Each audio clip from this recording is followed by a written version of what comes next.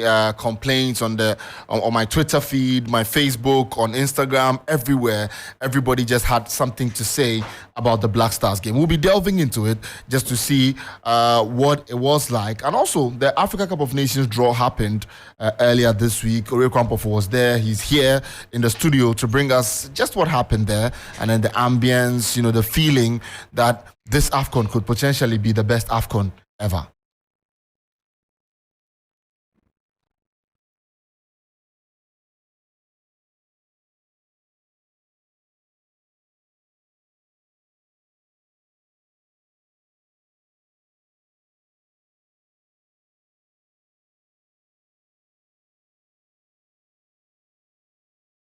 So you're welcome. This is still the Sports Ultras right here on 3FM 92.7. It's brought to you by Betway. And just stay with us. From now up until 7:30 p.m., there's going to be nothing but the best in sports conversation right here on 3FM 92.7. But before we begin, Betway says Tuesdays, Fridays, and Saturdays will never be the same with Betway. Now get cash rewards, free bets, free spins, and more with deposits on Top Up Tuesday. Log in on Fridays for a chance to get free bets, free spins, and more. And every Saturday, get boosted odds across the most popular bet types on the weekend's biggest fixture. And also only on betway.com.gh. Terms and conditions apply. Regulated by the Gaming Commission of Ghana. Not for persons under 18 years old. Betway says, get way more.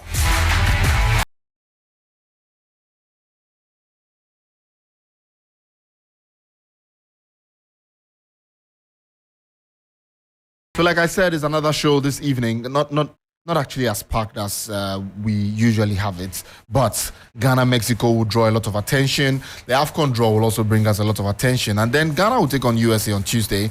Don't forget, that will also come up in the conversation. And then the Black Princesses actually also made Ghana proud. They're into the next stage. They're taking on Eswatini, and that should also be a walk in the park for the Black Princesses. And then hopefully we qualify for another FIFA tournament where the women can show their prowess in there. So this is Sports Ultras. Thank you for staying with us. We're back shortly.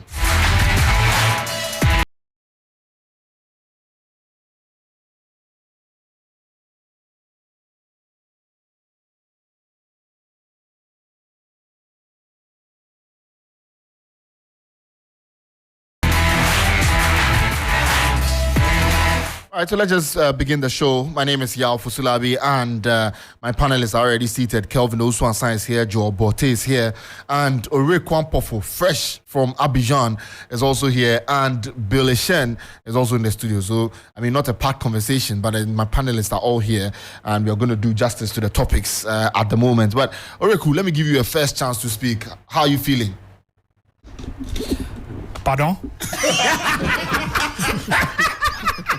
Comment ça va?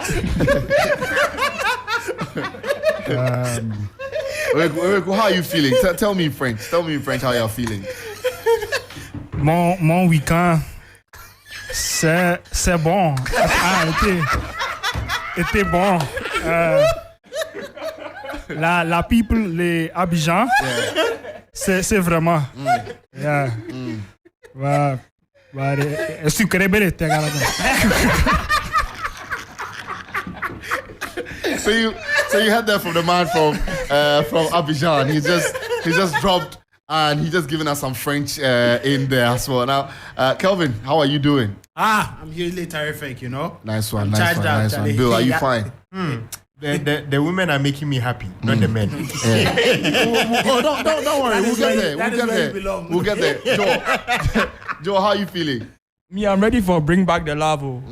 Bring back the love. Yeah, the people who want to bring back the love, they don't even say it anymore. So, I've not heard the FA say bring back the love in a while.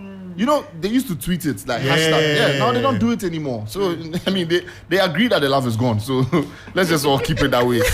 But you're listening to Sports Ultras right here on 3FM 92.7. Oreku, let me start with you on the AFCON draw. Just give me a breakdown. What all that happened from here to Ivory Coast to the interviews to the draw itself and then the aftermath. You gave us a really nice story. Congratulations on that. But just take me through it. First of all, thank you. I found my English back, and I think it was a really great experience. From what I noticed, Ivory Coast are more than ready to host the Africa Cup of Nations. In fact, activations have already begun all throughout the streets from the airport. You can tell that something is about to happen here. And I think it comes as no surprise that CAF President Patrice Motsepe keeps on hammering on the fact that he believes that this will genuinely be the best Africa Cup of Nations yet in the competition's history. I think for the draw, it was a very interesting one. The location was really, really good. And it was the Dome d'Exposition in Abidjan. It's very close to the airport. And what they did was that on the day, security was really tight. And so they announced in Ivory Coast that they would close the road leading to the Dome 3 hours to the event. Wow. And so there was heavy police presence, of course, due to the presence of a lot of superstar celebrities coming from all over the world and all that. And so the road was blocked. Even I had accreditation. Unfortunately, the car that I was with didn't have a sticker. And so if you don't have a sticker, you can't get access to that road. That had been blocked. And so I walked from here to, let's say, airport. Kotoka Airport. That's quite a distance. Yeah. Because in my head, I was like, oh, this thing is starting at 5. So if I leave home at 4, by 4:30, I should be there. And you see, that's one of the things about covering these things. Yeah. You know, they don't tell you how much we walk. They don't tell you how much you walk, but you do a lot of work. And you know, in one arm I had my camera, one arm I had a tripod, and then hanging on my shoulder was the laptop, and I had to walk more than 2 kilometers. I mean, I couldn't complain because my French is not even that good. So exactly. I just nodded and started walking. Got to the place around almost 6. Red carpet had already begun. And then, you know, we just head straight into the mix zone where you see a lot of stars coming in. Didier Drogba walked past, Sadio Mane, Hakimi, Mikel Obi. There was also Yaya Toure, and then a host of stars, including, you know, the man himself, that's Motsepe. But it was interesting to note that a lot of these superstars coming were French oriented, and so I mean, as an Englishman, it's difficult to always get their attention. But the lead up to the event, I think, was really good. You would meet a nice setup there with the drums and the music just to represent the African culture, and then there were nice cardboards of various superstars from every country, and your guess will be as good as mine, who represented Ghana, Abedi Pele. And I mean, inside the dome itself, it was really spacious and very well organized in terms of the event itself. And then, you know, the speeches were quite short. Initially, they thought it would be 2 hours, but ended up being just 1 hour, 30 minutes. The draw itself, which caught a lot of attention, was the talk of the night. For me, I think that I kind of prefer the new format where you move from pot 4 to pot 1. Usually, it used to be you pick from pot 1 and then you find out pot 4, but there's really no, you know, suspense, and it's almost like an anticlimax because no one cares about who's in pot 4. That's true. But now it's like you're building to the top. And I think for Ivory Coast, they had to form an exception for them because they're the host country. And so A1 was picked first. And so when they picked Guinea-Bissau and who was there? I would have to check. I'll have to check. Bill, check that for us. Their group on that, but I think it was Guinea-Bissau first. Equatorial Guinea. And then, so, I mean, once it was time to pick from the pot 2, Ivory Coast would get a first pick, and they knew that they had Guinea-Bissau and Equatorial Guinea. And so they just needed a good team from pot 2 to make a very comfortable group. And then they end up picking Nigeria. And then the whole auditorium was like, oh. I was like, look, you wanted Fala, but but I think that I think that would definitely be one of the matches of not just the group stages, but the tournament. And if you look at the dynamics in the various group, there's at least one fixture that would catch your eye. And for Ghana, you know, being drawn in the same group as Egypt, I think it's good for the country because you have two sides that you know you can beat and one that you have to keep an eye on. And so you can't be fully complacent. But for Ghana, The interesting bit about it was that the last AFCON, when we had such a poor showing and picked up just 1 point, that was our worst ever AFCON or worst ever tournament performance in our history. Before that one was the last AFCON tournament in Ivory Coast. That was 1984. That one we picked 2 points. Yeah. And so there are some parallels that you can draw. We're going back to Ivory Coast, and this time on the back of our worst performance. We're in a group where typically you expect Ghana to finish in the top 2, like Tony Bafo said after the draw. But per what we've seen in the past year and what happened in the last AFCON, the nature of teams that we lost to, I don't think you can be too complacent and too comfortable to say that Ghana would go past all the countries in the group. But the only good thing is that Egypt are not the Egypt that they used to be some few years ago. Although they've beaten Ghana 4 times after we met in 2013. They've beaten Ghana 3 times out of the 4 meetings. Ghana had 1 draw. But I still think that, Egypt themselves, they've not really gone deep in an AFCON in a long while. And so maybe that might charge them up a bit. But I don't think that they're the scariest opponent for the Black Stars. I think aside that, there are really interesting groups. I think Group C, where we have Senegal, Cameroon, Sadio Mane didn't enjoy that. He didn't enjoy that. After the draw, he was speaking and he was like, "Oh, he wishes he had, they had a better draw." But it's what's been put in front of them and what they had to deal with. For me, I think the biggest question mark that I had from the draw was, it's not too much of a big deal, but I didn't like the fact that they had current players picking teams from the pot. It just doesn't sit right to me. Maybe it's a personal thing, but I just think if you're going to play the game and your emotions are touched and all that, it's probably good to focus on the game. Not to be involved in these ambassadorial stuff at this stage, especially for someone like Hakimi, who's already still playing. And you are picking teams that are going to face in the pot and they're asking him what he thinks on the spot and all that. It can be a bit difficult and tricky, and that's why it's usually left for some of these older players. But at the end of the day, it's not that much of a big deal. I think it was a really good event, good draw, well laid across, very balanced groups, and I think we would have a very lovely AFCON because remember, 4 of the best third place teams will still qualify, and so there'll be more Gambias like we saw from the last time. That's us. Oh yeah. We're one of the third place. We'll be there. Don't worry. But we'll take you through all the groups and then tell you what the permutations are, what we think, and all of that. But let me just touch on something Oriku spoke about: Ghana, Egypt, the head-to-head. We faced Egypt 23 times. And we've only won 5 of those games. Egypt have won 12 times. And 6 draws in there.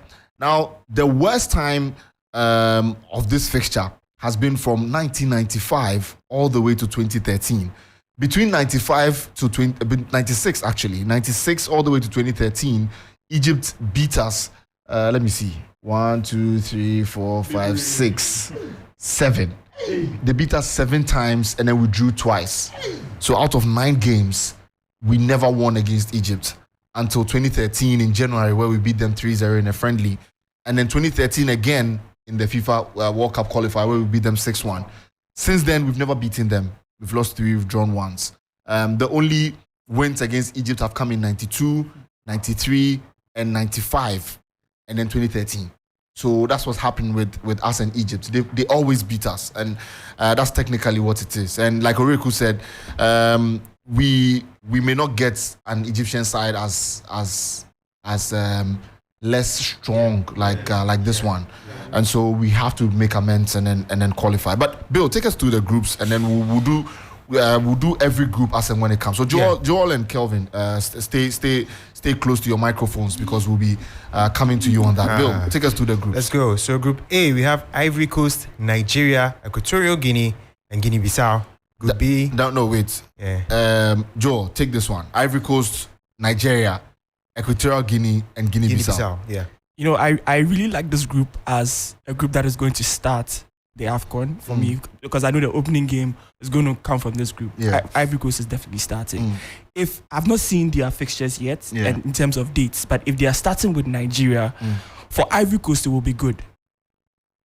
in fact, for both sides, it will be good for me because I know that I'm starting the AFCON on an excellent note. Yeah. These two nations have quality up front. But as a host nation, you'll be stressed. Yeah, you know, because if you lose that game, it means you have to win back to back against the other group opponents. But you see, the thing is, if these two teams are able to get their fixture off early, and they play the other two teams who, in quotes, lower ranked that they feel they can beat, it's easier for them to secure qualification in their sides than they go play the last game. Right. Imagine you play the last game and then you're playing Ivory Coast, Nigeria last game and you've probably lost to Equatorial Guinea.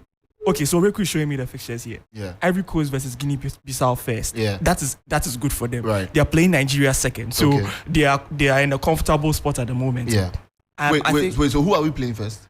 We are playing. I have it here. I believe it's Cape Verde. Yeah, we are playing Cape Verde first. Cape Verde first on January 14th. And then who next? And then Egypt. That is another thing that's good for us. So but we'll come to Ghana's group. No, we'll come to Ghana's group. But so touch on the group A. But I just wanted to know. No, but I think this group is wonderful for me. I think many people would write off Guinea-Bissau. Yeah. Because obviously you think, but they're a strong side. They're a very strong side. Yeah. If you look at their fixtures, if you look at how they've played over even this year. Yeah. I think they are one side I'm looking forward to do something. Right. If they qualify from this group, they can definitely worry. Right. So join us on Facebook. We are live on Facebook, and you can see the fixtures right on your Facebook screen. You can also follow us at 3Sports GH on all social media platforms, where we'll bring you all the updates. But Bill, take me through Group C. Okay, so Group C is Senegal, Cameroon, Guinea, and Gambia. Tough. Charlie, Kelvin. You know the interesting thing about Group A was that Guinea-Bissau were actually in the qualifying group with Nigeria, right? And they beat Nigeria away. Yeah. And so I think that group, Ivory Coast, honestly, I don't rate them. Okay. I saw them against Morocco and a depleted Morocco side at home. They still couldn't beat them. Yeah. They've not won any of their friendly games at home since qualifying for the AFCON. This is when we should meet them and so that they pay for their sins. Yeah, they have to score them like 5. I feel they have too many talented players that they don't even know what they are doing with their side. Yeah. And, the AFCON may come too soon for them.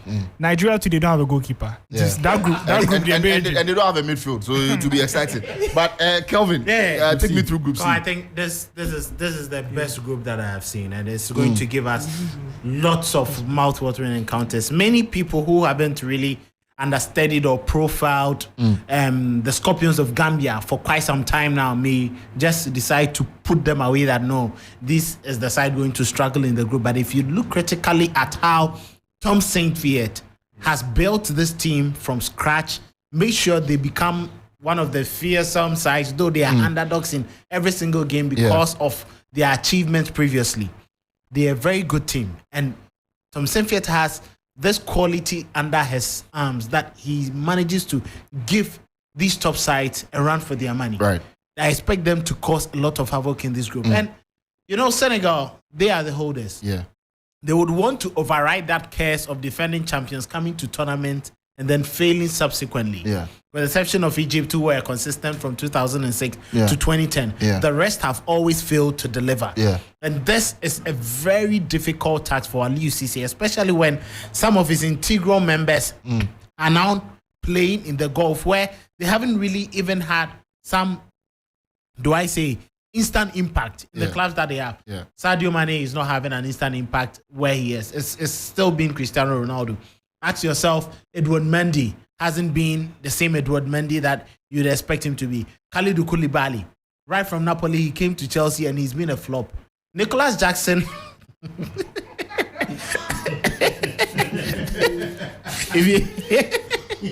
of the best strikers in the Premier League so far. If Nicholas Jackson is leading your attack, it should tell you loads about your team. But that notwithstanding, we trust Aliou Cisse. Senegal still have enough talent. You look at this guy at Tottenham Hotspur. Is a Sarr. Yes, Sarr. That young boy is playing Sarr. very well. Yes. Yeah. They still have they're very good. Some of their very good defenders, Abdou Diallo and the rest, which they can build the team around. At least they still have a core of the spine that they can bang their hopes on. But you see that there are so many storylines in this group. Exactly. The first one is that Gambia and Senegal never see eye to eye. Exactly. So it's not going to be an easy it's game. a battle. And then Cameroon, Senegal. Senegal. I mean, they are friends in francophone sense. Yes, but they wouldn't want to face each other. Indomitable Lions against the Lions of Lions. Taranga. Exactly. So it's going to be an interesting group. And then don't write off Guinea. Exactly. Yeah. Guinea have also been, perennial underachievers. They come into the tournament with all the promise, but they fail at a point. But you cannot downplay their capability of causing a havoc in this group to progress to the next stage. And one funny or interesting thing about this Africa Cup of Nations is the third best placed teams, or four of the best third placed teams will progress. Yeah. So it gives a lot to wonder. Am I going to let my guards down in the first two games? Because the least mistake you make, you may be going out smoothly. You wouldn't understand. Charlie, and teams wouldn't mind. let's do so something this here. is the group that is going to... Let's do something. Let's do something here. Let's do something here. Senegal, Cameroon, who wins? Cameroon wins for me. Cameroon wins. Yeah. Joe, Senegal, Cameroon. I'm going to go for Senegal. Senegal. Oriku, Senegal, Cameroon, who wins? Oh, they'll draw. This group, I think we'll have a surprise package between Guinea and Gambia. One will top the group. Thank you very much. Senegal and Cameroon, a draw. A draw. Yeah. Gambia, Senegal. Charlie, can we last them? I think Senegal would either go out of the group stages or round of 16. They just have that feel about them that the same way they built this machine from 2015. I think, unfortunately, it will collapse. the peak came at the moment where they won it. And if you look at the key players, for me, Mendy, Koulibaly, Kouyaté, Mane, all of them have gone past their prime and have left the top leagues and are not playing competitively again. I think that will take a toll on the team. It will be exciting to see what Twitter gives us, because every time Senegal have a brawl with Gambia, Twitter is really, really exciting. Yeah. And so I want to see that. Bill, Group D. Group D: Algeria, Burkina Faso, Mauritania, Angola. Joe. Algeria, Burkina Faso, Mauritania, Angola. I think this group is going to go for Algeria. Look, Algeria is building a really nice side that many people may always... We are not looking their way. Yeah, like we keep forgetting about them, but Algeria keeps building every time. I don't know. Recently, they had another player called up. Oh, that was Morocco. No, it was Algeria. It was Algeria. Yeah. If you notice, every time there's this progress with their side. And I don't know what is next for them. Mahrez gradually phasing off, but they have replacements on the bench. They have replacements in... Benrahma is in the form of his life. Like if you look at Algeria, there's so much that they can achieve, and I believe this could be the AFCON for them. It's just a prediction I see coming. All right. So out of the group, Algeria and Burkina Faso. No, Angola. Or Mauritania. I think Angola is going to go through. You think so? Yeah, I think so. You don't rate Burkina Faso? No, I do not. I do rate them a lot. I do rate Burkina Exactly, Faso. and that's why I'm asking him. That's why I'm asking him. Truthfully, I haven't researched so much on Burkina Faso. But they're good side. Maybe I should. Yeah, they're good Maybe side. I should. Very. Exactly. Yeah, exactly. Yeah. And they were very tough side. And a very. That was their first time in the last. I very think, physical side, and so it's going to be Bill, Group E. No, but I mean, Algeria. Yeah. Look, Algeria are not good. Yeah. Their time is past. Thank you. The truth is, there has been an emotional attachment to Belmadi because of the fact that he brought that AFCON, and now they can't say goodbye anymore. The truth is, he should be sacked. He was close to being sacked after he bottled that World Cup qualification to Cameroon. He shouldn't have kept his job then. I think for the first time, the Algerian football leaders went with their emotions instead of their head. And they may end up feeling that this AFCON, because I just think, if you look at Algerians and what they say after games, it's almost like there's a consensus that he's gone past it. There's a lack of ideas. He's not able to freshen things up in the national team. I think he's been around for 5, almost 6 years now. And, with the way the African terrain is like, I feel when you do something good, just leave. We need to speak to our friend Maher Mezai. He has to tell us something about the Algerian side. I apologize for my take on Burkina Faso. I forgot I even put out a tweet. They have Tapsoba. They have No, this team There's is good. Bertrand Traore. This team is good. This team is good. I may have underrated them because I didn't do so much research on them, but I think we should pay attention to them. No, we'll pay that. We'll pay that attention. There's this small boy at Norgeland. Is it Adam Nagalu? They have some players. Very good player. Yes, very we may good player. discount them, but they build a very solid team. Anytime they come to the African Nations Cup, and I remember last year's edition in Cameroon.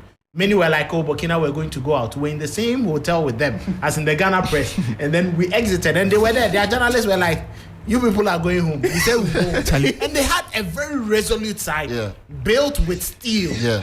And that is the difficulty they come with every single tournament. Yeah. Remember when we played against them at the African Nations Cup? It was like, oh, this is a match that Ghana is going to win. But Aristide Bansi and the rest gave us a run for our money, and that is why he earned his legendary status. We're going to come back to the groupings, but let's just take a break here on the Sports Ultras. We are back shortly. Stay with us. Tuesdays, Fridays, and Saturdays will never be the same with Betway. Get cash rewards, free bets, free spins, and more with deposits on Top Up Tuesdays. Log in on Fridays for a chance to get free bets, free spins, and more. And every Saturday, get boosted odds across the most popular bet types on the weekend's big fixture. Get way more at betway.com.gh. Regulated by the Gaming Commission of Ghana. No under 18. Terms and conditions apply. Betway. Get way more.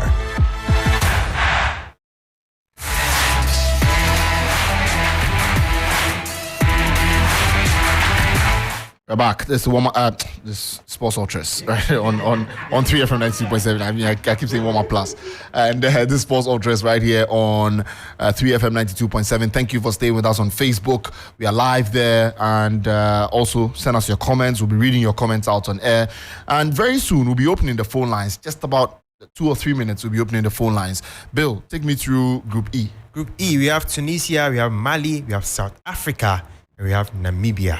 Charlie, this group, they ball pass. Joel, take me through Group E. So Group E with Tunisia, I don't know if you guys remember the last tournament, but for some reason they looked so good in the group stages. Yeah. And then they qualified and all of a sudden they lost their spot. spot. Like Nigeria, 9 points. Oh, giddy. Yeah, 9 points. The next out.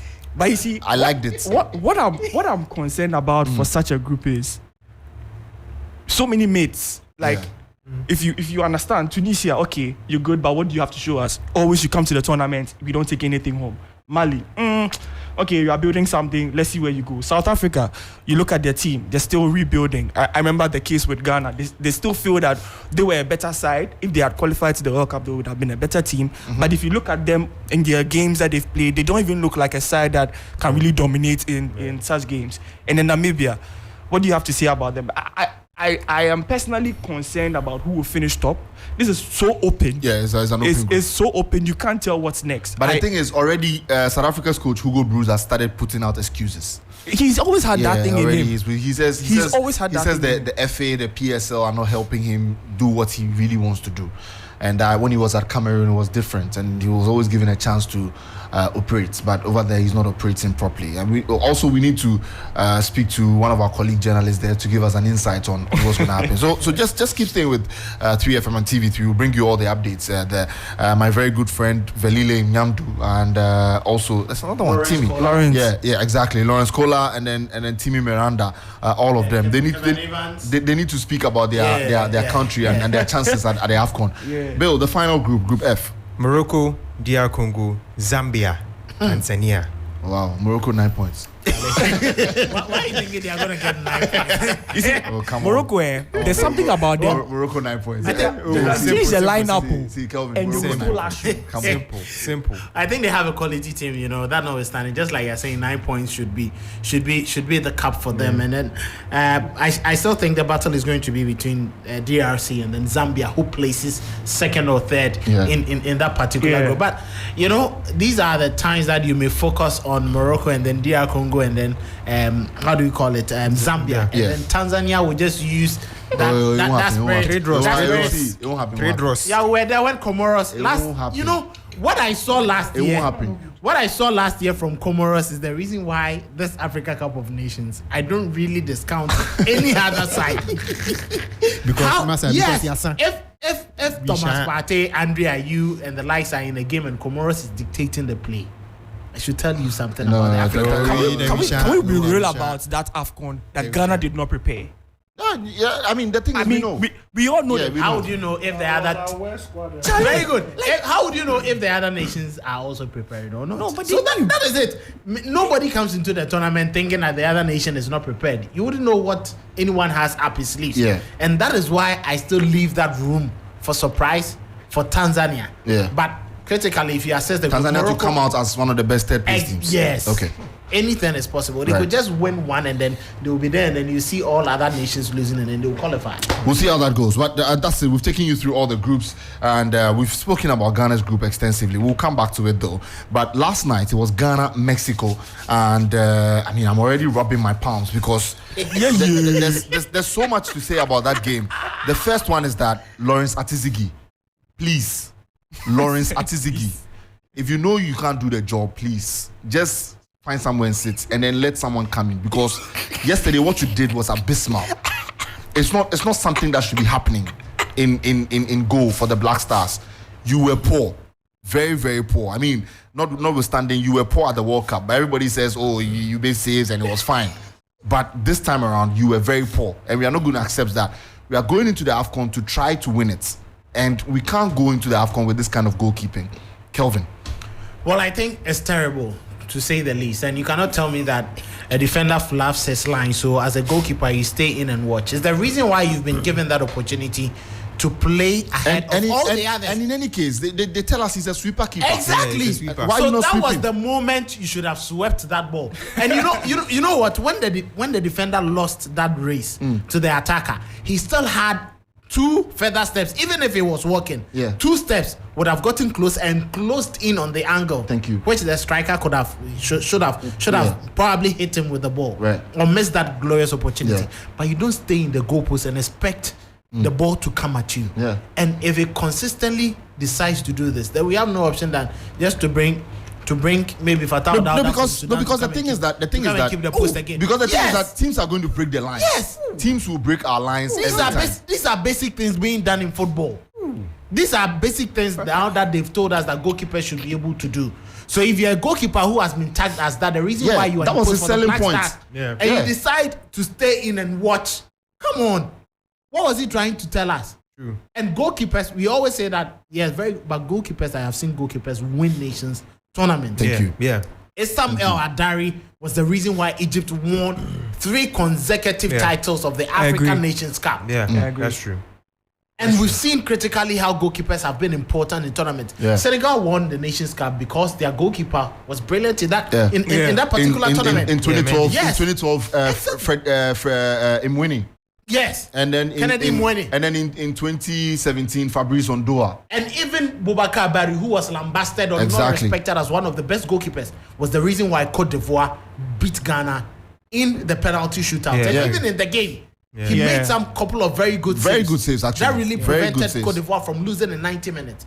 So it should tell us that if we have these goalkeepers and we still have that confidence that we are going to the AFCON to win the African Nations Cup, then we should forget it. Yeah. Because nothing good is going to come out of it if you have these this kind of goalkeeper or these kinds of goalkeepers who continue to fail us every single time. Come on, this is basic. And you know the funny thing is, when the striker even go closer, you'd expect a goalkeeper to go down and at least just close in, open up his body. But we did not see that. It was an easy finish for him. For the striker. I'm sure even if Kwaku Tweet or Anderson was given that pass, they would have scored. Let's move away from the goalkeeper. Bill, what did you notice with the Black Stars? How we build, how we were building our attack, all of that. Were you impressed? I think defensively it was shambolic. I think there was. I can't tell if it was lack of communication on the personal ends good enough. Yeah. Because I mean, there are some attacks that they could have prevented. There were some positional problems that allow Mexico to capitalize. I mean, the left center back side. Problem. Oh my God. Problem. Oh, it was so easy for them to target it. And it's not a shade that, I mean, some personnel in there like Ali Duseidu and the rest, but I mean, they have to back up because we have a tournament coming. We have AFCON coming. And we need these players at their best. We need the best personnel. to compete for Ghana, because we have Egypt and the rest in our group. We have to go further. And so seeing what we saw, it's not good enough. And in midfield, it looks like without Thomas Partey, nobody can progress the ball. Absolutely no one. And it's something of great worry, because Thomas Partey already has proven in the last few years since he joined Arsenal that he's usually not fit. He's had hip issues, he's had groin issues, he's had a number of issues. And I mean, recently he just came back from an injury, and he was only allowed to play 45 minutes. And so if you don't have someone who we can trust to replace him to progress the ball, then Ghana is finished. Who are we going to supply the balls to? I mean, the strikers barely had touches of the ball. Iñaki, barely. Semenyo, barely. How can they score? And Ghanaians will come and attack them and say that, I mean, they are no good. I mean, they are not getting their chances. Joel. As for me, I have a lot to say. A lot. But there's one point I'll come to last. That's the point I would want to hammer on. And I know it's going to be very controversial. But to add to what Bill said in terms of defense, I keep saying this. There's a reason why we seem to be trying out the 5-back. Okay. Truthfully, even our starting defenders are still trying to get used to each other. We do not have a commanding goalkeeper. I agree. So that is why Chris is trying to turn into the 5-back. And we do not have the quality to even look at our bench if we lose our 3 starting defenders. And this game clearly showed that. That was one of the things I took away. That if it comes to defense and you are trying to look at, okay, if we have Salisu down, who can replace Salisu? If we have Jiku down, who can replace Jiku? We still don't know who can replace these players. And for me, it's a big worry. If you look at the national team, or look at most top-level national teams that are doing really well, sometimes they can call on players that do not often start for the national team. And when they come, they perform. It's because they are quality players. But unfortunately, we do not have that level for our defense. And even for midfield, it's not like attack where you could say, okay, you have a Nyama, you have a Semenyo, good enough, young, they have energy, they can do certain things that are very key. For defense and midfield, key things that you're looking for, you're not going to find. And if those things are not working for you, your attack is also going to struggle. That is one thing. Joe, before you continue, one of my very good friends, one of my childhood friends, his name is Kobe. Kobe has sent me a message, says, trust me, Olivier Giroud was fantastic when Magnan was sent off than Atizigi. I mean, what was he thinking? Anyway, good show. Good show, guys, and you are doing a great job. That's what Kobe just sent me. And Kobe, I mean, I think that was like really harsh, but I mean, what you think. You know, Philip Dejen said Atizigi is the best goalkeeper in I Switzerland. mean, it's his opinion. It's his opinion. I mean, if you look at the numbers too, the Swiss league will tell you different. But before you continue, Joe, let me just put out the phone lines and 05592427117, 05592427117, and 05569101154. 05569101154. Call us, let us know what you think about the Black Stars and how they performed in that game against Mexico. You can also talk about the AFCON draw in Ghana's group. Already we have a call on the line. Hello? Okay, we lost you there. And just keep calling and keep putting your calls to. We'll be picking them up and listening to your thoughts. 05592427117 and 05569101154. Joel. Yeah. So now to my major point, which I see a lot of people talk about on social media today, is about the pitch. Joel, just pause right there and let's pick a call right here on the show. Hello? Hello. Yeah, good evening. Why are you calling from and what's your name? My name is Bismarck. I'm calling from Race Course. Bismarck, can you please speak up for me? Hello? I'm calling from Race Course. Okay, Bismarck, we are here. We are listening to you. Okay. I'm going to talk about the Black Stars. Okay. Is it the game against Mexico? Yeah. Okay. I think we are not ready enough. The team is not ready enough. From the goalkeeping to the left, right wing defense, everything. Like everything is not working. The coach's plan and everything is just not good enough. And I think every single Ghanaian should just take their mind off as doing anything at the AFCON. The best you could do would probably be run of I doubt even that one is going to be possible. Right now, every single Ghanaian should just take their. We should lower our expectations and just forget about the Black Stars for now. Okay. Yeah. But there's another game. Ghana takes on USA. What are your thoughts? You think Ghana I mean, can win? If you are struggling to beat Mexico, and like, what are you going to do against the US? Like, come on, we are not going to. Bismarck, you've lost hope, pal. Yeah. Seriously. Yesterday's match, making people wake up like 12 a.m. to watch this match, and this is how you play, not one stop on target. Come on, be serious. Every time we are rebuilding, Yeah. This is the worst I've seen them like so far. Oh no, this is not the worst. Yeah. The worst was last year at AFCON. This is also part of the worst. All right, I mean, the AFCON at least you go see some shots on target and everything, but this one. No, trust me, the AFCON was worse. Trust me, that AFCON was terrible. I know, but you play a whole game and no shot on target. Come on. Anyway, Bismarck, thank you so much for calling us. Bismarck from Race Course there, sharing his thoughts with us. And you can also call us 055-9242-717 and 055-69-10154. Joel. Yeah, so I was going to my point on the pitch, which I see a lot of people talk about, but I feel a lot was sticking out of that quote that Chris Hughton made. He said, and I quote, "I think we knew we were up against a very good Mexican team playing at home on a surface that they are used to, so we knew we're going up against a tough opposition." Now, everybody is focusing on the fact that he's speaking about the stadium. He's speaking about the pitch. Yes, he is speaking about the pitch. He's not speaking about the pitch in the sense that it's an excuse. He's speaking on it that these guys play the CONCACAF over there. The 4 out of their last 5 games have been on artificial turfs. Okay, Ghana is not used to playing on artificial turfs. Let me even bring this out.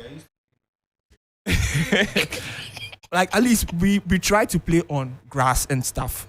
Artificial, when you're training when you train on a natural grass and you move to an artificial turf, it is very uncomfortable.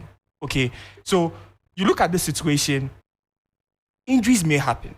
Okay, and it's no surprise for me that Joseph Edu went down early because per reports or research on these type of pitches, these synthetic surfaces affect the feet, the ankles, knees, and they absorb force, which eventually which eventually cause troubles for you on the pitch if you're not used to it. So for this situation, it's difficult for players that are not used to playing on artificial turfs to move straight from natural grass in training and go straight into a match and play on such a pitch where Mexico have been doing it for the last 5 games. Joe, kindly pause. We have a call on the line. Hello? Oh, we lost our caller there. But you can still call us 055-9242-717 and 055-69-10154. Call us. Let's talk about the Black Stars and their game against Mexico and what your thoughts are. Joel, so are you trying to say you side with Chris Hughton? No, I'm saying it was sticking out, or people were trying to focus on that as if so many of the headlines were the Chris Hughton attributes the defeat to this pitch. I don't even understand why there's a debate. Ghana is not close to Mexico. Mexico, they are ranked. They are 12th in the world. They just won the Gold Cup. They are not your mates. There's no need to come up with excuses. They are better than Ghana. Hello. Hello. Yeah. What's your name? Where are you calling us from? I'm Emmanuel calling from Achimota. Emmanuel from Achimota. Let's hear you. I think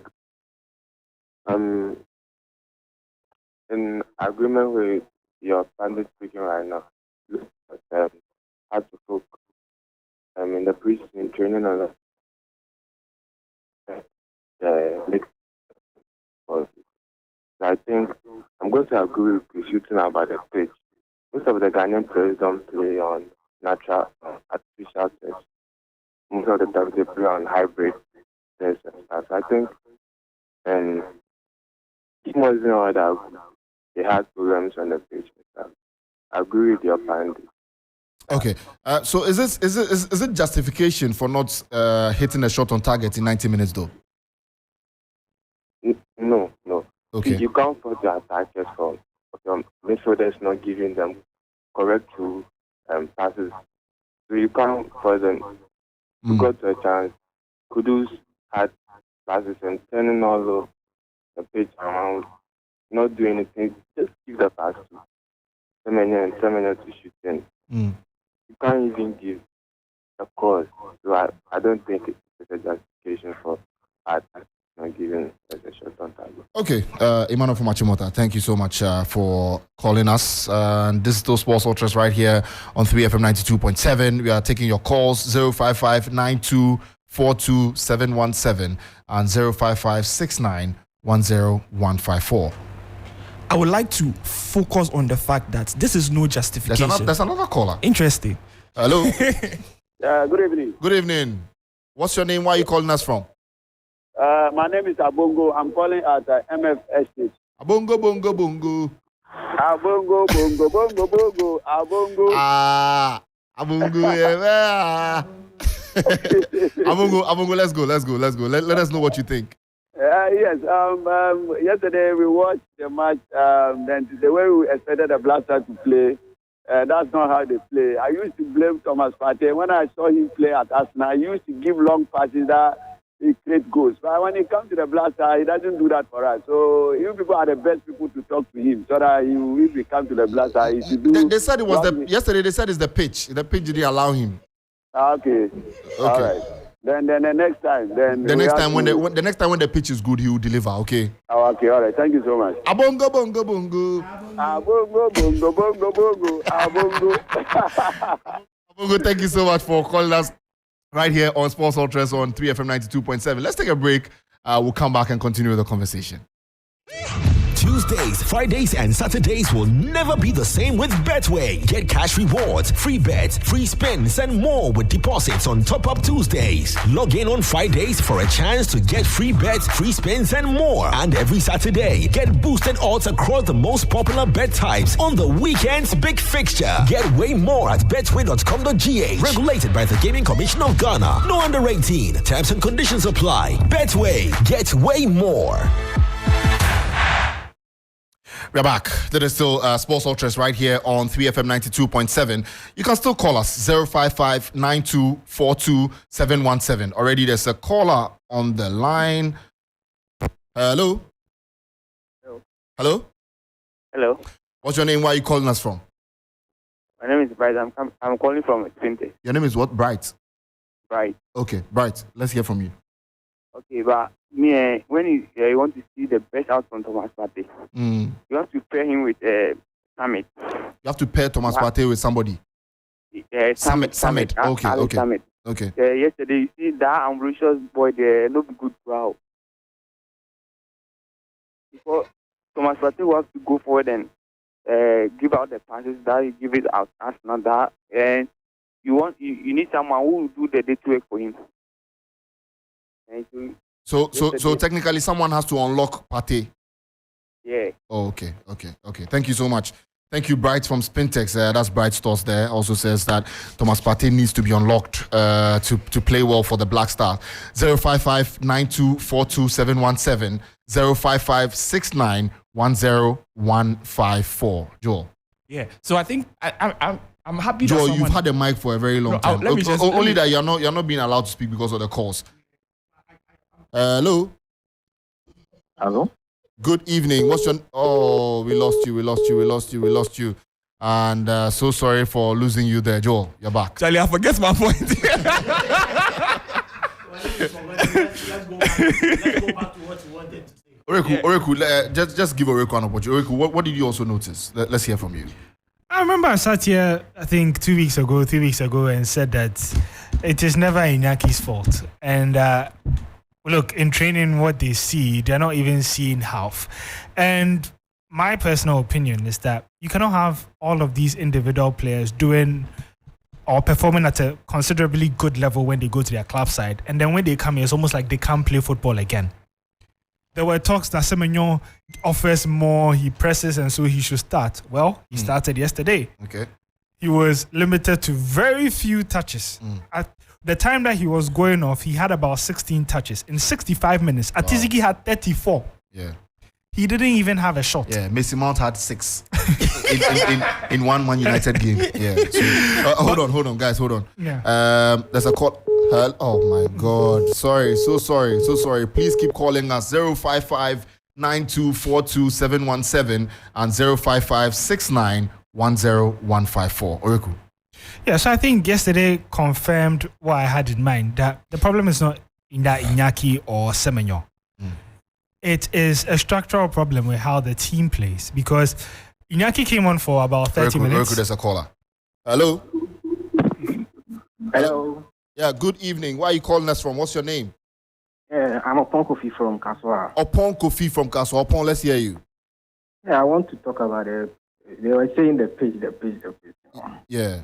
You see, when you play on natural gas, the players have been playing on natural gas. Right? Yeah, they have. Opon, we can't hear you. Can you get closer to your...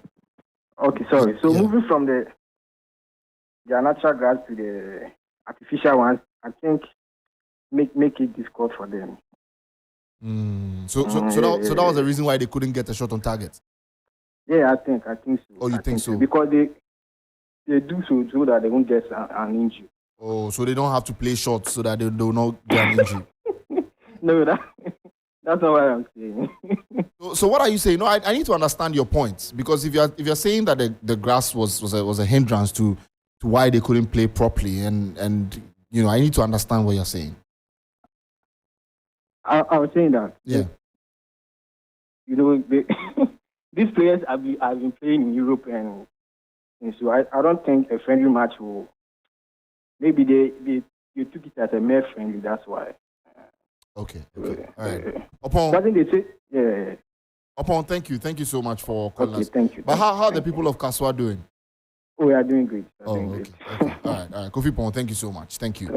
And that's upon there. 055-9242-717, 055-6910-154.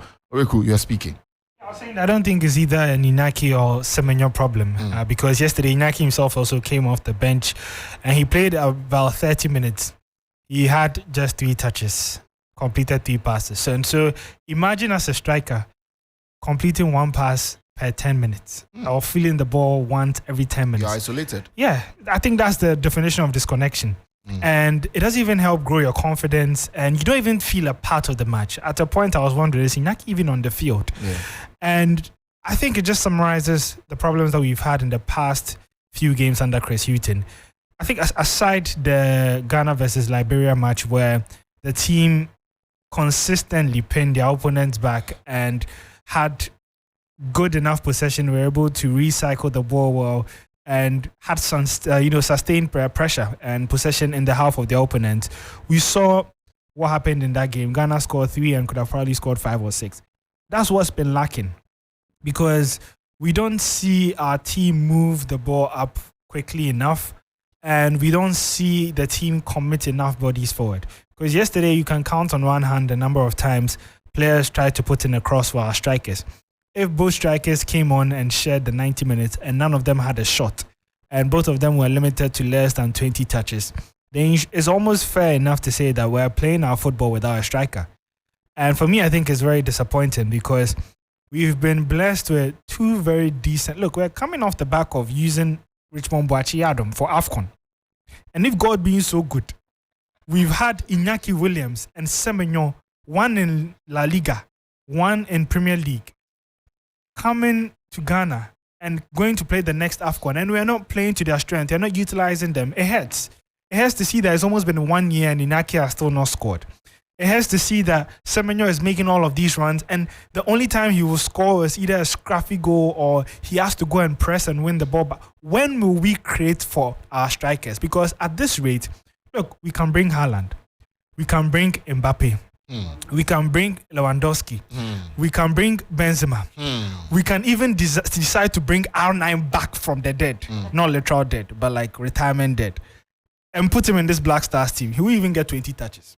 Look, the greatest striker of all time, I don't know whether you think it's Thierry Henry, Aguero, whoever you think is the greatest striker. I am daring you at home right now. Put that person in a Black Star and he'll get 20 touches in the match. So you see, what really is the problem? Is it the coach? Is it the organization of the team? What is it? Everything. I think it's down to the coach. Yeah. That's the coaches are the face of the team. Right. That's why they are the only ones who get sacked and hired. Players always keep their place till they retire. And so that means essentially the coach is the most powerful person, because during their tenure, they are supposed to make all the decisions and are responsible for everything. Right. And so as a coach, if your answer is that we are working towards it and these barren periods happen, that's not good enough for me. Yeah. I want to see him say that we are trying ABC and it's not working. Yeah. The reason we are playing this 3-back is to make sure we isolate this and we are trying to do this and it's not working. We're not hearing specifics. Yeah. We're not hearing exactly what they are trying to do to let our strikers score. And whatever they are trying, it's just not working. Because as I said, I have not seen a clear-cut chance being created for Iñaki Williams. The only chance Semenyo had was the Liberia game when there was a corner kick and there was the counter and he missed. Apart from that, I've not seen Ghana create a tapping chance, a header, something within the penalty box, not even 6-yard box, penalty box for the 18-yard box, something for the striker to have a sniff a goal. Nothing. Anyway, let me just go on Facebook and read a few of your comments that are coming through in there. This one from Daniel King. Chumesi says, our problem with lack of supplies to the attackers is that we have a so-called star player who wants to dribble past everyone, take 6 touches before he passes forward. Why won't he be benched by a proactive, old-fashioned coach in David Moyes? That's what Daniel King Chumesi says. He says, we have a so-called star player who wants to dribble past everyone, take 6 touches before he passes forward. Daniel, that's your comments there. And also from Enin, Kwejo Senior says, we need Daniel Kofichire badly for this AFCON because he progresses the ball better. And also King Light says, can we try and like Iñaki Williams' style of play? That's also another question that you're putting through. Joshua Della says, the coach is not serious. And he just put it out there very simply. He says the coach is not serious. King Light says, can we try and like Iñaki Williams' style? Bill. What does he mean by like? Maybe the midfielder should they should like his play so that they, I mean, I think if I'm understanding King Lights, that's what he means. Yeah. This I know the bab. Yeah. I mean, also I don't understand. Look, who moves from Liberia to USA, Mexico? Take it slow. See, Algeria can't play in Cape Verde and scoring them 5. Massa, get something. Let's go and look for some low-ranked team. Mauritania, Sao Tome. Get confidence. Let United start scoring. So yesterday I had that conversation with Coach Ibn Zasefa on warm-up, and one of the major things he said was that he didn't think that the Mexico-USA games were necessary at this point. We're hurting ourselves because that's true. I don't even see. Usually, friendly games you go and play Mexico when you know you have Chile in your group in the World Cup, or you have a team that's similar to. We have AFCON and World Cup qualifiers, and we are playing Mexico and USA. I don't think we will learn too much from it, although it's technically a good friendly. But the thing is that we need to understand how far we've fallen up. Now we are below top 50 in the world. We need to slowly pick up points by meeting 40th, 30th. This is not Black Stars of 2010 that we can go and call Mexico and go head-to-head with them. No, we're not at that level anymore. We've taken about 5 steps down. So can we start meeting teams who are 1 tier above us? And then when we start winning, we go above. Because you see, all the momentum that Chris had built with the Liberia win, the positive, everything has just gone down the drain. And it doesn't help going into an AFCON because essentially, this Mexico game or whoever you'd have played in this friendly, it doesn't really affect the future that much.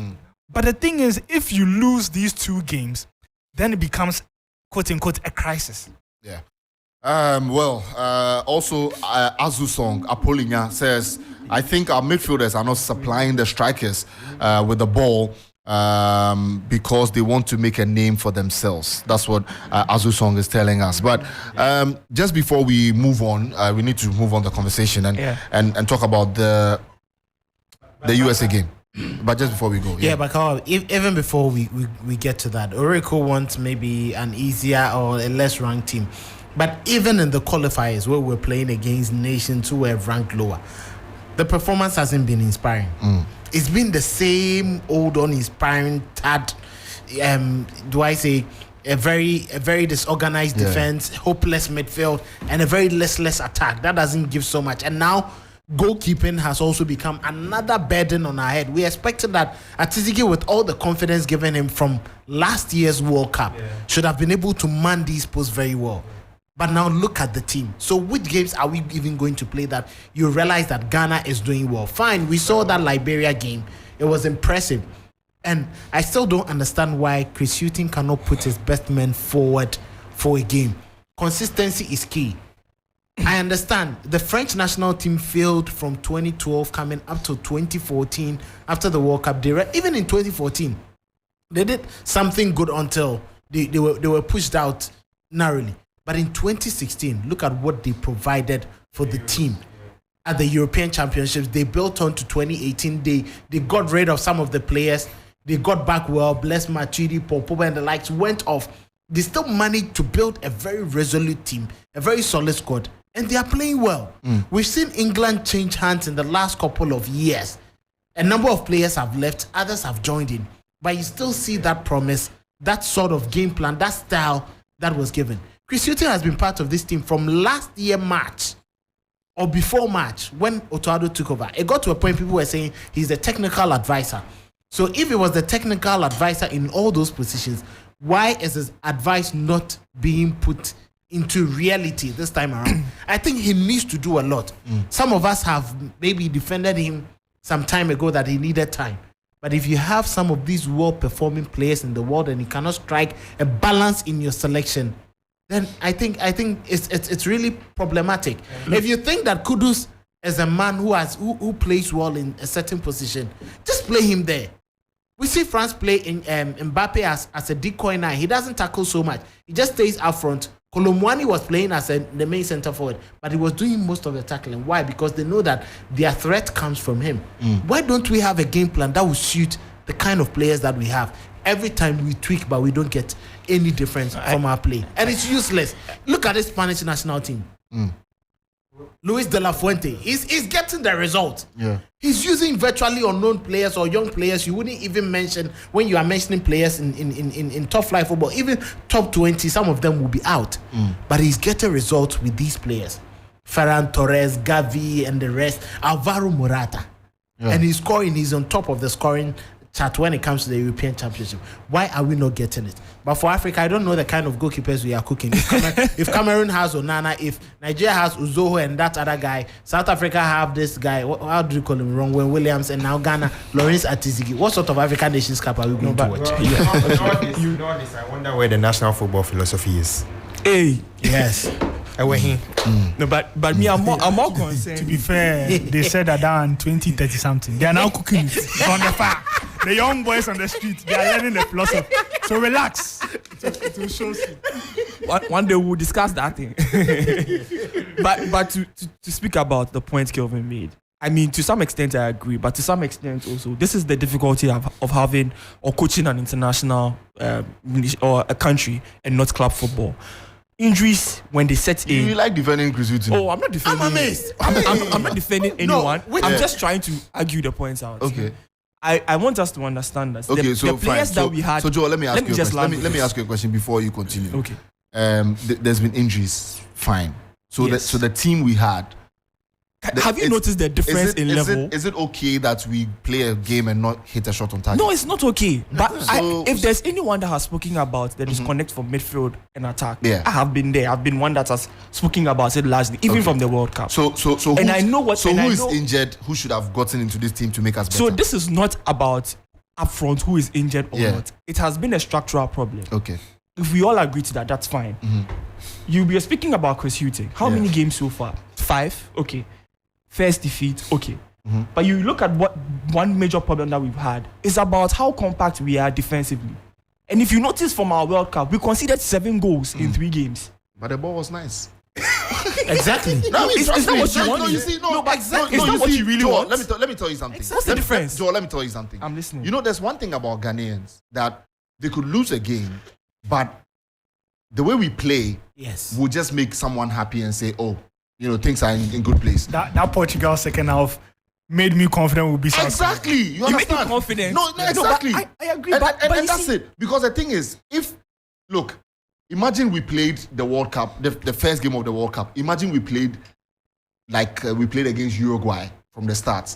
Who would have won the rest of the games? Nobody would have cared. No, but you ask yourself. Nobody would have cared. I want us to understand that as much as you are talking about beauty of the football, sometimes when you notice the problem is something you need to clarify immediately. So what's the problem? It's been structural. Okay. If you understand that your so defense, whose job is to fix the structure? And that's what I'm saying. That if you look at the way we've played from the Angola first game under Chris Hughton, and you understand that yes, we won 1-0, but it was a difficult 1-0, and we've ended up going to Liberia and we're still building, and we noticed that even with these players that we've brought into this particular international friendlies, we noticed that we've lost the core defense that we had, and the level is not the same. You can't expect the same. Is Germany's level the same?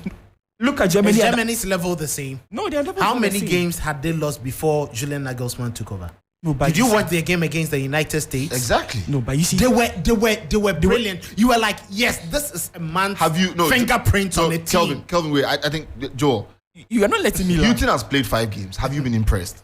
Me, I've been average on it. I've been saying that there's so many things that need to be worked on, and I have stood by it. Okay. As much as people condemn, I'm like, look.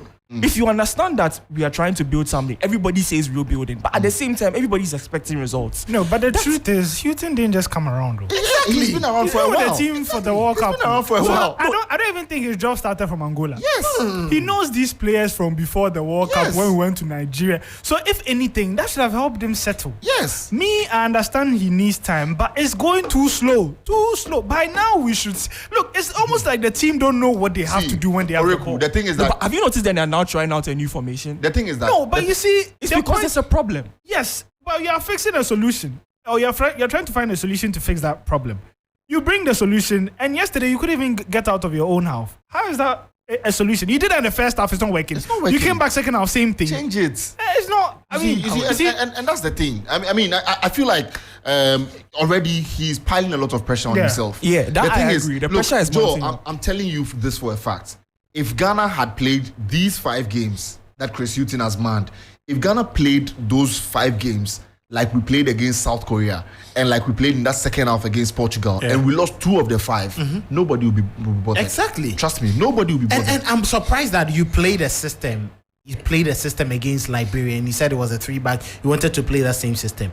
The same engineers of the game that helped you to play and give us that wonderful performance against Liberia at the Accra Sports Stadium. You put some on the bench and you expect to have that consistency. It doesn't make sense. It's not who in this world, I'm sincerely, which country on this continent will have an Esnyama and building a team and then we'll put Nyama on the bench? Yeah. No, but when you want to build a team. You see, what I don't even understand is that if you look at one of the most successful 3-4-3s that we've had in recent times, Chelsea's Thomas Tuchel comes to mind when they went on to win the Champions League against all the odds. If you look at the inside forwards that he had, he's either having Mason Mount, Pulisic, and Kai Havertz. Yeah. All of these guys love to operate in central areas. Yesterday, you are playing a 3-4-3. Pinto, who's an inside forward, is hugging the touchline. Yes. How do you then get close and form triangles in the center of the pitch? Because he's a wide man. Your wing back is the one supposed to... Look, at that time, it was Ben Chilwell. Yeah. Chilwell is scoring FA Cup goals by making runs and someone is fine. Exactly. That is the risk you need to take if you are playing a 3-4-3. Yep. How many times did Schindler get down his line to cross? Gideon Mensah will barely even go past his winger to try and overlap. The whole point of a 3-4-3 is that your wing backs are supposed to be adventurous and stretch the field. If it's your wingers doing it, who is supposed to be in the box and score? And you see the these thing are is, basic principles. And you see the thing is, just a year ago, we were scoring goals for fun. Exactly. Just a year ago. Yes. Even at this World Cup that we keep talking about and saying we didn't do well. Yeah. We scored 5 goals. Yeah, 5 goals. Yes, 5 goals at the World Cup. And in Hughton's tenure, but for that Liberia game, we wouldn't have gotten 5 goals or 6. Exactly. And it's poor. It just doesn't speak well of this team. I just feel I agree with you guys on there's no time, to some extent. There's I know no there's time. no There's time. really no time. I There's understand no time. what we need. I understand the players we have. That's why I keep saying the difference from our starting 11 or our key players and the bench is huge. Okay. And I wish we had players to try like we are saying, like he's doing. Yeah. But I understand why he's doing that now to some extent, so that if he knows who to call up for when the major tournament Trust comes me, up. he'll do it at AFCON.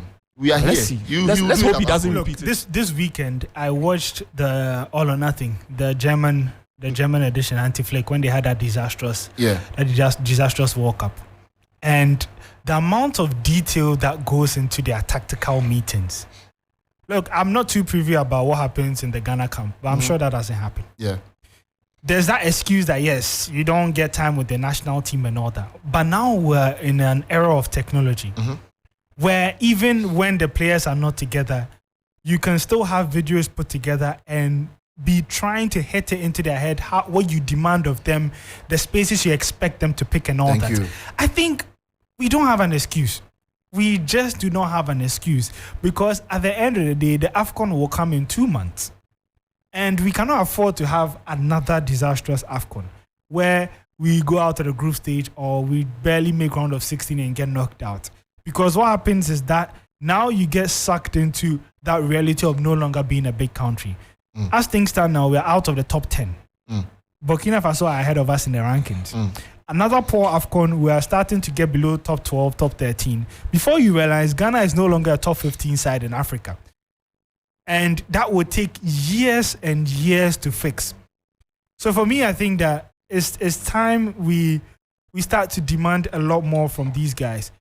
Because the truth is, if we're mediocre with what we expect, they would also go there and play mediocre football. Exactly, and that's the thing. They need to feel the pressure. They need to feel the pressure because it's not that easy. You can't hide behind rebuilding and play nonsense. It's not going to happen. You understand? No, I mean, it's really not good. Because look, Joe, look at the front line. Iñaki, Semenyo, Kudus, Kamaldeen Suleiman is not even getting called up. Bukari. Yeah. You have Fatal Isaac, who is not even getting call-ups. Yeah. And it's Nyama. Look at the number of people who are not even getting call-ups. And how they would impact certain teams, certain national teams if they were nationals of other countries, and then just juxtapose it to what we are doing now. It's terrible. Trust me, it's incredibly terrible. You see, if we didn't have a good team, that I would understand. But look at the names that you just mentioned. Yeah, these guys are scoring in Champions League, they're scoring. Premier League, La Liga. These are the best leagues in world football. I forgot Joseph Pinto. He's scoring. But when he comes here, he doesn't. Why are we not getting the same returns? It's all because you're not playing players to suit. As for attack, I agree. And then the defense too. You have to agree. The defense too. But can you also the defense there? Even that one there is even worse.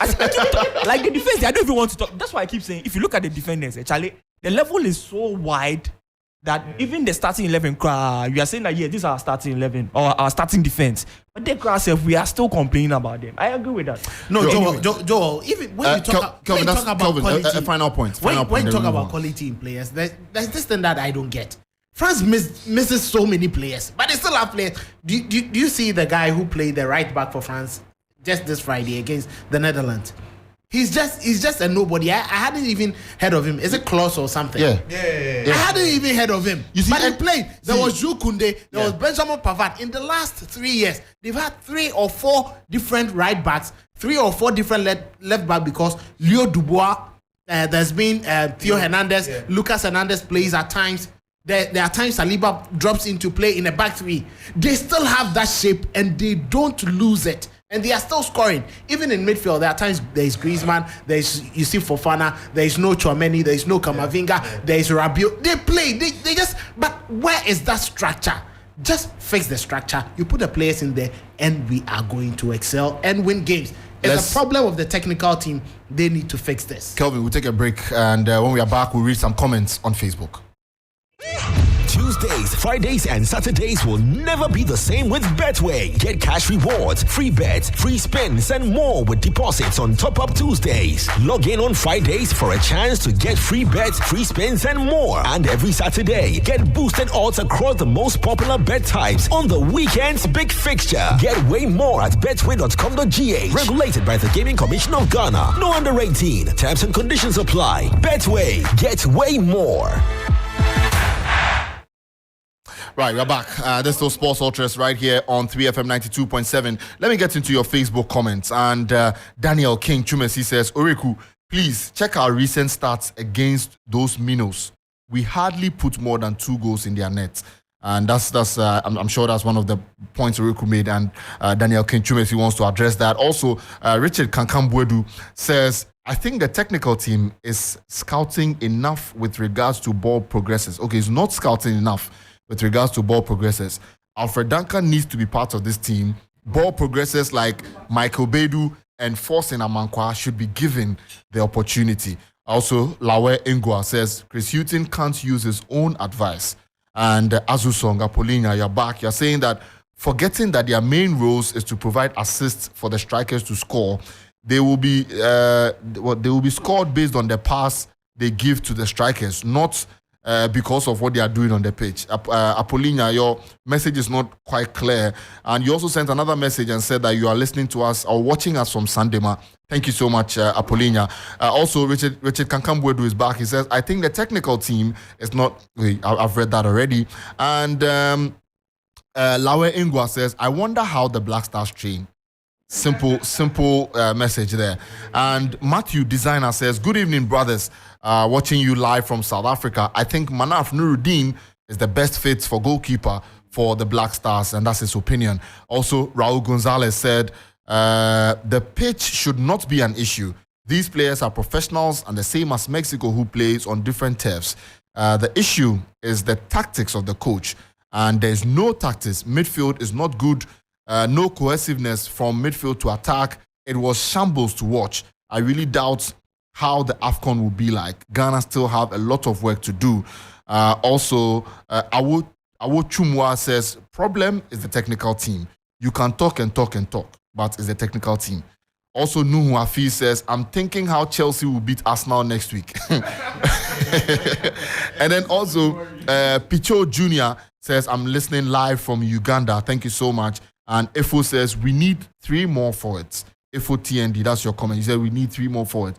Thank you so much, Efo, for also getting into the conversation there. And it is Ghana taking on USA next. And we'll be bringing you all the updates. So stay with us here on 3FM and on TV3. We'll bring you all the updates a bit later. But let's move on now to the Ghana Premier League, because today some games went ahead. Yesterday I saw Bakawa, we left something in there. I think there should be press freedom from this football association. What happened? Yeah, exactly. Yeah, exactly. What happened in the United States to our brother Saidu Adamu was highly uncalled for, and we should respect the views of journalists. If we cannot express our views for them to take a look at the work they are doing and then make corrections, then it's useless. And especially for a football association that is loaded with SWAG executives, Sports Writers Association, former Sports Writers Association of Ghana people in there. Ket himself is a former SWAG member. Prosper Harrison Ado, we know Fred Achi, Dr. Randy Abe. They're still SWAG members, actually. Exactly, they are still in there. And for you to have someone who is close to the team attack people like that, there are times you cannot exonerate yourself from some of these actions.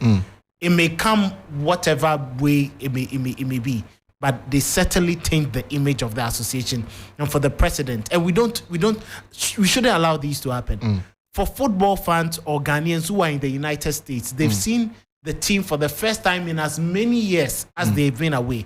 After the game, they try to get closer to the team, and it becomes a problem that they can't even get close to the team, and journalists are being heckled and put away and abused. This nearly happened in Cameroon, thanks to Sami Kofo, who saved me with just a word of caution. Recently at the Accra Sports Stadium, Bill faced the same thing when he was reporting on the Dreams FC CAF Confederation Cup match. I was there for one of the other games, and it was the same thing. That was Dreams FC's game, and they had to pick a camera of one guy. It was just there, all because they felt that, yes, the camera was switched on and he had said something against the current regime, so they should just attack him and then pick. And it's been that same single figure. If people don't know him, he's the guy who took the picture with Heung-min Son at the World Cup. And I don't think it's fine. We cannot continue to do this. Let's respect others. The team is already not doing well, and we want to bring back the laugh. Just like you are saying, the people who say it are not even saying it again. If you want to bring back the laugh, these are not the kinds of things you want to do to bring back the laugh. Let's respect each other. Totally. In these moments, who stands up for journalists? That's the problem. SWAG is supposed to stand up for the journalists. And thankfully, the president of the association was there, Kwabena Yeboah, and we hear that issues have been resolved, but no arrest has been made. If we fail to bring these people to book, or those who engage in these things to book, and then we always do, let's beg, we will go and beg, and then that will be the end. There is no way we are going to progress, because the person will come again and will come and perpetrate the action. And he was somewhere where we felt that implementation of the laws are much more stricter than our part of the world. Yeah. So why don't you let the law deal with him so that when he gets back to Ghana, he realize that these are not the kinds of things I should be doing. I mean, it's incredibly worrying. And, I mean, and it's, for many a time, it's you ask yourself, worrying. that person is not from national security. Yeah. If the team travels, a person from national security takes charge of all these arrangements. Why is he the one to stop people? Yeah. It clearly tells you that he's not well abreast of how to treat people who get close to national assets. And these are people visiting the team because their taxes, one way or the other, are being used to cater and fund for this team. Why are we doing this to ourselves? Yeah, I mean, I think you make a strong point there, and it shouldn't be happening at all. I mean, the thing is, criticisms do not mean that you are in a fight with anybody. Not at all. Everybody and gets the president even shaked him. So Everybody. why is it that person comes in and then hits the guy? Yes, everybody gets criticism, and I think that criticism does not mean that you are at loggerheads with someone or you are fighting with someone. It shouldn't be happening. And Mr. Bodyguard, if you are listening or if you are watching, please, it shouldn't happen. I mean, you are my very good friend. When I was in Abu Dhabi, you treated me fairly well. I mean, not too well, but fairly well. And so, please, you need to check how you do your security dealings and help us, because if no journalist goes close to the Black Stars, you guys are going to complain, and we know that because you have complained many times. And so, please allow journalists to do their work. Thank you so much. Also, your picture with Hyun-Min Song is it shouldn't have happened. And I don't know if they've told you, but we need to tell you again. It's almost a year. But we need to tell you that picture was, it wasn't nice. You shouldn't have done that. Thank you so much. This is still Sports Ultras right here on 3FM 92.7. And let's do the Ghana Premier League before we go. We can't do the show without talking about the Ghana Premier League. And yesterday, Tano Bofakwa took on BBN Gold Stars. And Benjamin York. Benjamin York. If you are watching this, Benjamin, I don't know. I mean, Benjamin York, you might have friends who will send this to you, but please, Benjamin York, something has to change, and that chance is totally regrettable. You could have stayed on top of the Premier League. You could have gotten Bofakwa the 3 points. You could have been the hero on the day. Sometimes I feel like the players should not think more of the headlines, but they should just execute the job first before they can go ahead and celebrate. So Benjamin York could have taken Bofakwa Tano past Gold Stars and given them 3 points, but he failed in his attempt to do that. Samatex beat Dreams 2-0. Brekum Chelsea also beat Nations FC by 1-0. And in Tamale, there was a derby. Real Tamale United also beat Karela by 3-2. And coach Saibu Ibrahim Tanko, if you're listening to me, I salute you. When I spoke to you last week, you said that you were going to beat our team. I don't know what happened, but I will call you and we'll have a conversation about that's the Benjamin York chance. I mean, if you're watching on Facebook, you can see this. Benjamin York, all alone, running with the ball, decides to chip the keeper. And this is incredibly embarrassing. This is incredibly embarrassing, Benjamin York. I mean, it was the back pass. It was terrible. Let's blame the pitch. Terrible. See the way they were twice this time. Yeah, he was just waiting. I mean, no pressure. It's like he knew the guy was going to miss, and he duly missed. How do you chip a goalkeeper from about 5 years? Anyway, Legon Cities took on Bechem United and they drew 1-1. And then Hearts of Lions, Accra Hearts of Oak, that game has been postponed. But Kotoko beat Adriana Star. Yesterday, after I finished Warm Up Plus, I got messages. Kotoko fans were saying that I didn't talk about Kotoko and Adriana on Warm Up Plus. So Kotoko fans, I'm so sorry. We're going to talk about Kotoko against Adriana Star. It was a big game. You guys won. I mean, it's all well and good. Kelvin, get me through that Kotoko game before we close. Well, I think it's good enough for Prosper Ogum, and then the pressure that came on him. The team isn't as solid yet. This time around, they played better in the first half, which hasn't been the case in the first 4 games that they played. They were very poor in the first half, but came back stronger in the second half. They managed to get to the goal in the first half, and then it settled them and calmed their nerves. But in the second half, they were extremely poor, according to reports. I spoke to Little and then Richard Echampo, our colleagues from Kumasi, and I even rewatched some excerpts of the game, and Adriana could have possibly grabbed the equalizer. But it's always about the confidence that comes with the team. Yeah. Gradually, if you start picking the points, so unfortunately or fortunately for Akatano, they only settle for a draw, and it means they are just a point above Kotoko after 5 games. Yeah. And it gives Kotoko that confidence that no, we are not too far from. If Benjamin York has scored, York has scored, Before would have been 11 points, and then it would have been away from Asante Kotoko's 8. And I think it's good riddance for them. But for Aduana FC, it clearly gives a lot of worries about this Aduana team. They are not picking the points at home. On their way on the bus to, they are struggling. And you ask yourself, how are they going to survive the season if things keep happening this way?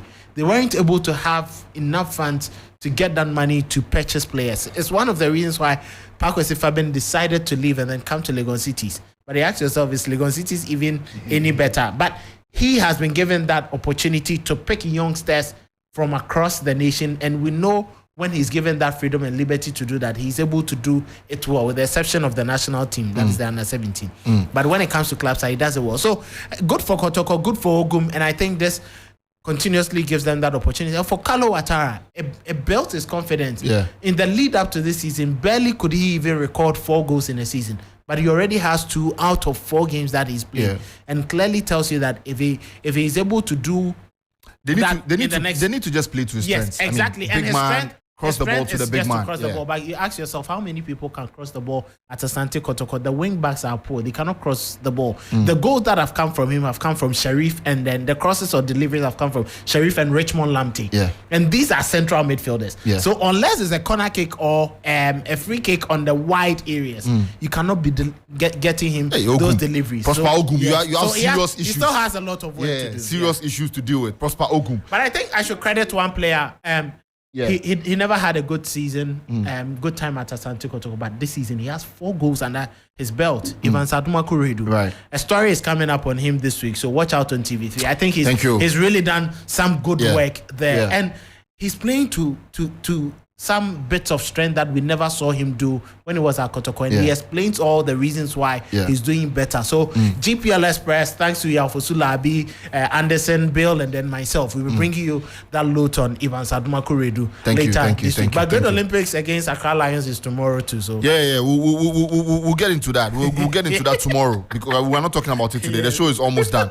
But Coach Shaibu Ibrahim Tanko and Abukari Damba, I mean, thank you so much. I mean, last week you were very kind to us. Thank you so much for all the work you're doing at Karela. You couldn't win. I mean, I wanted you to win. I think it's good that we have another rivalry in Tamale, Karela RT. And if you listen to people who were following the game, it was interesting. 5 goals from that game, and I think it's good for football. Hopefully, we have more goals in the Premier League, and that's the excitement of football in India. I need final words from everyone, but the show is already closed, so I'm going to take predictions. Ghana, USA. Kelvin, Ghana, USA 3, Ghana 1. USA 3, Ghana 1. Yeah. Joel. 1-1. 1-1. Who will score? To be a set piece. Very cool. USA, Ghana. I think. Give me prediction. don't think anything. Give me prediction. Ghana wins 2-1. Iñaki scores his first goal. Bill, let's go. USA 2, Ghana 1. USA 2, Ghana 1. Okay. 1-1. 1-1. I don't know who scored, but 1-1. We'll get penalty.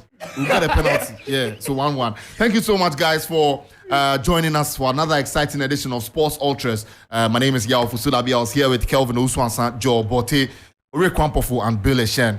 Thank you to my producer, Nana Kweku Anderson, and also to Daniel Yeboah, who came to help. Also to Prosper Kuzo and Franke Champong, the excellent production team. Tomorrow, we are back early. And also to my social media champion, Kweku tweet. That's his Twitter handle. So the girls should follow him. The girls should follow him. Kweku tweet, and I mean he'll follow you, but you can DM and have some conversations. and that's about. But tomorrow morning we are back. We'll bring you sports in the morning and then throughout the day as well. So stay with us here on 3FM and on TV3. We'll bring you nothing but the best.